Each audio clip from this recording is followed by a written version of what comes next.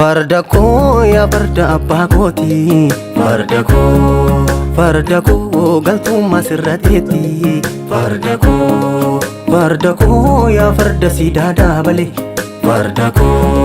Farda koo sindaa gadhu yoomillee. Farda koo yaa farda foollee kootiin malu. Farda koo sideeffadha gaaf tokko. Farda koo sideeffadha ati koo.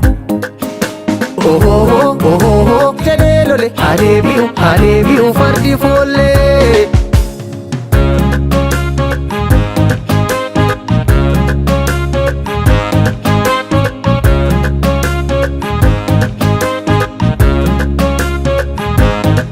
Farda koo finfinneerraan garmaamii natti kootu.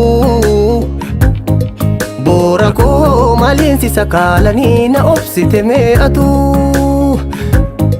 Farda koo baaleen gubbaa garmaamii natti kootu. Farda koo harargeerraan garmaamii lafti keetu. Farda koo wallaggarraan garmaamii ambos biyya abbaa keeti. Farda koo maaliinsi sakaalanii na obsite mee'ati. Deebi'uu qaba foollee koo fardi suni seenaa keenya awwaalanii. Hin barbaannu nu jijjiirraa farda harreeni diigamuu qaba siidaanii. Wayyoo gubaa koo danda'i mee garaa koo. Waliif birmannee tokko haa taanu. Mee tokkummaa lammii koo.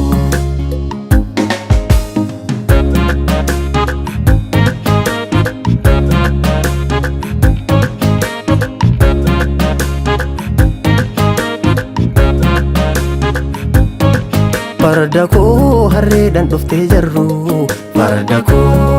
Farda koo kan beekni mee haa baru. Farda koo didii finqilii kootu. Farda koo harreema dhufteen haa galtu. Farda koo si fuudhabee haa ceeku. Farda koo sideeffanna gaaf tokko. Deebi'uu qaba foollee koo fardi suni seenaa keenya awwaalanii. Hin barbaannu nu jijjiirraa farda harreeni diigamuu qaba siidaanii. Wayyoo gubaa koo danda'i mee garaa koo. Waliif birmannee tokko haa taanu. Mee tokkummaa lammii koo. Mee tokkummaa saba koo. Mee tokkummaa lammii koo. Mee tokkummaa saba koo. Mee tokkummaa lammii koo. Mee tokkummaa saba koo. Mee tokkummaa lammii koo. Mee tokkummaa saba koo. Mee tokkummaa lammii koo. Farda koo yaa odolchaa Oromiyaa naannawii shaggar ittaan si eegaa anaaf situu wal beekaa.